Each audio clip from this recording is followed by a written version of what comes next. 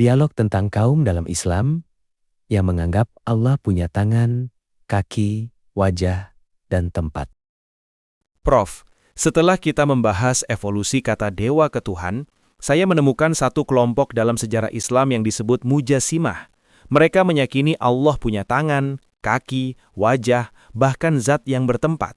Bukankah ini secara tidak langsung menarik kembali konsep Tuhan monoteis ke wujud dewa yang memiliki anatomi fisik seperti paganisme? Analisis kamu sangat tajam, Riz. Dalam studi teologi, ini disebut antropomorfisme. Kelompok Mujasimah atau Musyabbihah memang memahami ayat-ayat sifat secara literal atau zohir. Mereka menolak takwil atau metafora karena takut dianggap meniadakan sifat Tuhan atau taktil. Namun, resikonya mereka terjebak dalam visualisasi Tuhan yang mirip makhluk. Tapi Prof, mereka sering membela diri dengan berkata, kami menetapkan tangan bagi Allah, tapi tangan yang tidak sama dengan manusia. Apakah klaim itu cukup untuk membedakan mereka dari kaum Nasrani yang meyakini Yesus sebagai perwujudan fisik Tuhan, atau dari kaum pagan yang menyembah dewa berwujud? Secara metodologi, ada kemiripan pola pikir.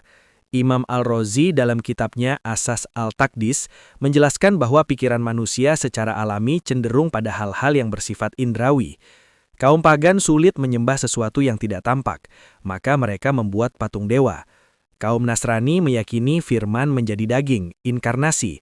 Nah, kaum Mujasimah ini secara mental memasukkan Allah ke dalam ruang dan bentuk fisik, meskipun secara lisan mereka menolak penyerupaan. Ini yang oleh Ibnu Jauzi dalam Daf'u Syubahit Al-Tashbih disebut sebagai kegagalan dalam menyucikan Allah dari sifat-sifat benda atau jism. Bicara soal wujud, saya menemukan hadis yang sangat kontroversial. Hadis tentang Nabi Muhammad SAW melihat Allah dalam rupa pemuda berambut keriting, berbaju hijau, dan memakai sandal jepit. Katanya Ibnu Taimiyah mensahihkan ini.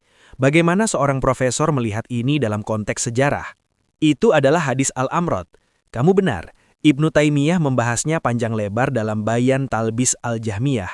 Beliau berargumen bahwa penglihatan itu terjadi dalam mimpi atau ru'ya manamiyah, bukan di dunia nyata. Namun bagi ulama arus utama seperti kelompok Asy'ariyah, hadis semacam ini jika dipahami secara literal sangat berbahaya. Penggambaran sandal jepit atau rambut keriting adalah atribut yang sangat lokal dan manusiawi. Jika kita mengacu pada Qiyas Asyura ayat 11, laisa kamitslihi syai'un, tidak ada sesuatu pun yang serupa dengannya, maka penggambaran fisik tersebut harus ditolak atau dianggap sebagai simbol batiniah, bukan kenyataan zat Allah. Berarti ada benarnya jika saya katakan bahwa Mujasimah ini secara tidak sadar masih membawa residu pemikiran dewa regional, sebab atribut-atribut fisik itu sangat mirip dengan penggambaran dewa-dewa Semitik kuno. Secara fenomenologi, ya, penulis Karen Armstrong dalam A History of God mencatat bahwa transisi dari Tuhan yang berwujud ke Tuhan yang abstrak adalah perjuangan intelektual yang berat. Mari kita lihat ayat-ayat yang kamu bawa. Misalnya surah Al-Maidah ayat 64 tentang tangan Allah yang terbelenggu. Jika dipahami secara fisik, Mujasimah, maka Tuhan punya anatomi tangan. Tapi jika kita merujuk pada kaidah bahasa Arab, seperti yang dijelaskan Imam Al-Qurtubi dalam tafsirnya, tangan terbelenggu adalah ungkapan atau majas untuk kekikiran. Bangsa Arab menggunakan kata tangan untuk kekuasaan, nikmat, atau kekuatan. Jadi, urutan ayat dari Makkiyah ke Madiniyah juga berpengaruh, Prof. Sangat berpengaruh. Di periode Makkiyah, seperti dalam surah Az-Zumar ayat 67 yang menyebut bumi dalam genggamannya, tujuannya adalah meruntuhkan mentalitas pagan Quraisy bahwa berhala mereka tidak punya kuasa apapun dibanding Allah yang Maha Kuasa.